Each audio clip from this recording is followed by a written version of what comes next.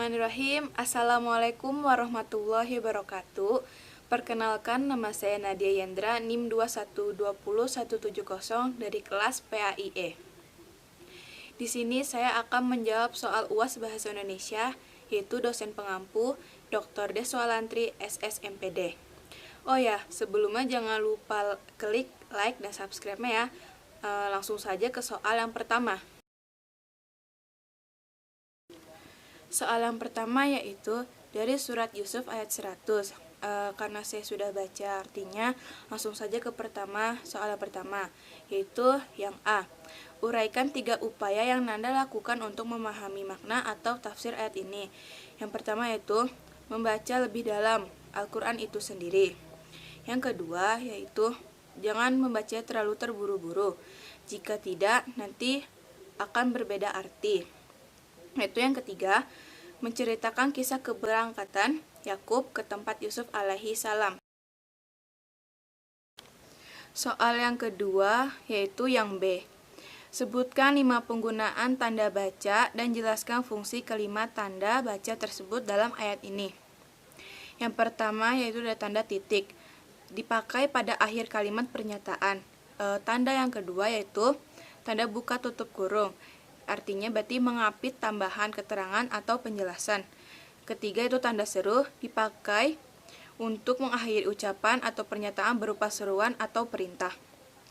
Yaitu yang keempat, tanda petik, dipakai untuk mengapit petikan langsung yang berasal dari pembicaraan. Yang kelima yaitu tanda strip atau tanda hubung, dipakai untuk menandai bagian kata yang terpenggal oleh pergantian baris. Lalu soal pertama bagian C, yaitu yang soalnya jelaskan semua penggunaan kata maha dalam arti ayat itu dan jelaskan fungsinya. Yang saya dapat yaitu yang pertama ada maha lembut. Berarti fungsinya Allah itu bersikap halus dan lemah lembut karena engkau diciptakan Allah Al-Latif, yaitu yang maha lembut. Yang kedua yaitu maha mengetahui.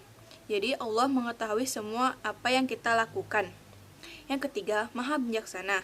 Allah sangat tepat dalam mengukur dan sangat baik dalam mengatur. Allah bersih dari segala perbuatan yang tidak sesuai dengan keagungan dan kesempurnaannya. Soal yang kedua yaitu kita akan mengakses cerita yaitu berikan pakaian hangat untuk saudara dari bumi Syam. Langsung saja ke soalnya yaitu yang A. Uraikan yang Nanda rasakan setelah membaca teks tersebut, kemudian ungkapkan dengan jujur yang dilakukan sebagai wujud kepedulian terhadap muslim di bumi Syam tersebut. Jawaban saya yaitu setelah saya membaca berita itu tentang berikan pakaian hangat untuk saudara di bumi Syam, hati saya sangat sedih. Jika saya tinggal di sana, mungkin saya akan memberikan atau membeli sebagian pakaian hangat dan selimut untuk mereka. Soal yang kedua bagian B yaitu temukan 15 diksi, kemudian susun berdasarkan urutan dalam kamus dan jelaskan artinya. Yang pertama yaitu blokade, yang artinya pengepungan suatu tempat sehingga kita tidak bisa keluar masuk secara bebas. Yang kedua yaitu ganas, yang artinya galak atau suka menyerang. Yang ketiga yaitu kadar, kuasa atau kekuatan. Yang keempat yaitu kem, yang artinya tenda kemah. Yang kelima yaitu kehangatan, yang artinya keadaan setengah panas karena dipanaskan. Yang keenam kesulitan, yang artinya sukar. Yang ketujuh keterbatasan, yang artinya pemisah antara dua bidang. Yang kedelapan konflik, yang artinya pertentangan. Yang kesembilan layak, yang artinya pantas cocok. Yang kesepuluh logistik, yang artinya persediaan perbekalan. Yang kesebelas membeku, keras atau padat. Yang ke-12 mengandalkan, yang artinya dapat dipercaya. Yang ke-13 nyawa, yang artinya roh atau jiwa. Yang ke-14 pandemi, yang artinya wabah yang berjangkit serempak di mana-mana. Yang ke-15 yaitu Zionis, yang artinya penganut Zionisme. Soal yang ketiga yaitu, jelaskanlah dengan logika berpikir 5 alasan Anda sebagai bangsa Indonesia harus bangga berbahasa Indonesia. Kemudian paparkan yang telah dilakukan untuk memelihara rasa bangga tersebut. Jawaban saya yaitu, karena bahasa Indonesia memiliki banyak kosakata yang indah yang tersembunyi. Yang kedua, mungkin mudah dalam pengucapannya bagi orang asing atau bagi kita. Yang ketiga yaitu negara yang diapit oleh 2 benua, yaitu benua Asia dan Australia. Yang keempat yaitu bahasanya itu jelas, singkat, dan padat. Yang kelima yaitu negara Indonesia adalah negara hukum. Jadi kita patut bangga menjadi warga Indonesia karena negara kita ini mempunyai banyak suku, bahasa, dan berbeda pulau dan yang lainnya. Dan Indonesia adalah negara yang banyak penghasil karya-karya yang hebat.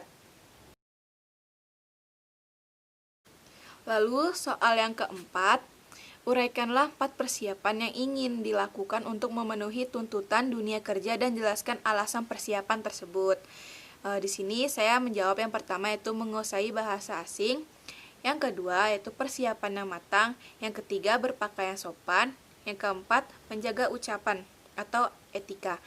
Menguasai bahasa asing ini karena kita tidak selalu bertemu dengan orang Indonesia. Jadi kita setidaknya menguasai bahasa Inggris, yaitu bahasa internasional. Yang kedua, alasannya persiapan yang matang supaya kita mempunyai jadwal tidak berantakan. Yang ketiga, berpakaian yang sopan. Karena berpakaian sopan mungkin bisa mendapat nilai tambah atau nilai lebih. Yang keempat yaitu menjaga ucapan. Yaitu karena di dunia tidak semua orang mempunyai perasaan yang kebal. Jadi kita harus bisa menjaga etika atau ucapan kita. Soal yang kelima yaitu, buatlah pidato singkat dengan durasi waktu 5 menit, topik sesuai dengan minat masing-masing. Bismillahirrahmanirrahim. Assalamualaikum warahmatullahi wabarakatuh. Alhamdulillahirrabbilalamin. Wabihi nasta'in ala umurid dunia waddin. Wassalatu wassalamu ala asrafil anbiya wal mursalin wa ala alihi washabihi ajmain, amma ba'du. Yang saya hormati Ibu dosen pengampu bahasa Indonesia, yaitu Ibu Dr. Deswa Lantri, SSMPD, serta teman-teman yang saya cintai. Tak lupa pula kita panjatkan puji serta syukur kita kepada Allah Subhanahu wa Ta'ala yang telah memberikan kita kesehatan dan lindungan hingga saat ini. Tak lupa pula kita sanjungkan sholawat kita kepada Nabi kita, yaitu Nabi besar, Nabi agung, Nabi Muhammad Sallallahu Alaihi Wasallam. Langsung saja tanpa memperpanjang mukadimah, saya di sini akan berpidato berjudul narkoba. Di Indonesia, jumlah pengguna narkoba begitu banyak. Karena lemahnya penegakan hukum di Indonesia, para pengedar internasional dapat bekerja sama dengan warga Indonesia secara besar-besaran dan mendapat keuntungan yang sangat besar. Penyalahgunaan narkotika dan zat adiktif lainnya itu tentu membawa dampak yang luas dan kompleks. Sebagai dampaknya antara lain perubahan perilaku, gangguan mental, serta tindakan kekerasan lainnya. Penyalahgunaan narkoba dapat dicegah melalui mengikuti program-program kegiatan sosial atau tidak bergaul dengan penggunaan narkoba serta tidak tergiur dalam memakainya atau jauhkanlah. Penggunaan narkoba ini didominasikan oleh anak remaja atau anak sekolah. Sekolah juga memberikan penyuluhan kepada para siswa tentang bahaya dan akibat dari penyalahan narkoba melalui bimbingan konseling.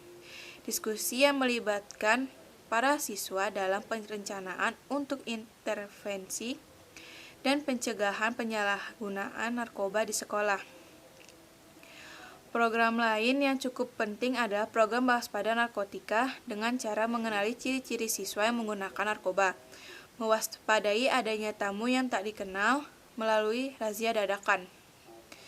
Biasanya pengedar maupun pemakai di sekolah telah paham betul program-program di sekolah untuk pencegahan pengguna dan pemakai di sekolah. Mereka tentu saja mengantisipasinya atau kiat mereka ibarat sepandai-pandai tupai melompat akhirnya jatuh juga.